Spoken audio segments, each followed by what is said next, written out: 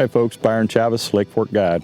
I'd like to talk to you a little bit about matching the hatch today and the different ways to fish the 4-inch Bio-Minnow. They come in various sizes. They come in 5-inch, also a 6 1/4. So we have two different types of shad in here. We got a threadfin shad, which this 4-inch bait is going to emulate very well. It's going to be similar in size, similar in body shape. And then we also have the bigger gizzard shad. So when it comes to the bigger gizzard shad, that 5-inch and that 6 1/4 inch are probably going to be the better option. A couple different ways to rig this is one, weedless. You can use it with the screw lock hook. You're going to want to do a screw lock into the nose of this bait. You're going to want to use on a 4-inch bait, you're going to want to use a 5/0 hook. 5-inch bait, you're going to want to use a 6/0 hook. The 6 1/4, you're going to want to use a 10/0 hook. And that's going to be your weedless setup. You can also use it with a flashy swimmer that's got the little spinner underneath. And when you're rigging it like that, you're going to be targeting shallower water. You're going to be targeting when the bait's up in the upper column, like during the shad spawn when they move up real shallow.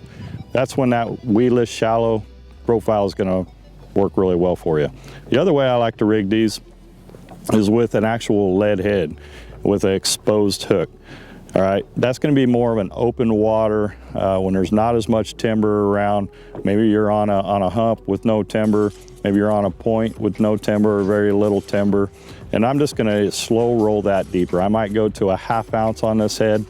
And another technique I really like to do on fork here, and it really works well, is to cast up with an open hook and a jig head, you know, a 1/2 ounce. I'll cast that bait out.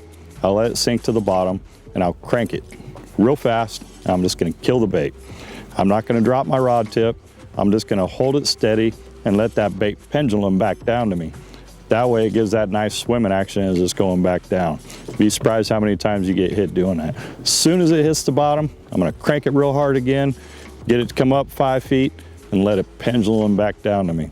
And I'll do that, and I'll go around and have great success matching the hatch with the Bio-Minnow. The other bait we got is a Biogill. So when I'm in a little deeper water, and I'm going to say in that 4 to 6 foot column, maybe some weeds around, a little bit of timber. This thing does come through the timber fairly well. You're just going to want to slow roll this. It's got that T-tail on there too. It's got a real soft tail. You can really slow your presentation down. Get this bait down a little bit deeper, and with that slow presentation, that real soft tail, that's going to really get down there. Or if you want it in the upper column, you can speed this up. This is a really good imitation of the bluegill. So, you know, late spring, early summer, when them bluegills start to spawn, the Biogill is an excellent choice.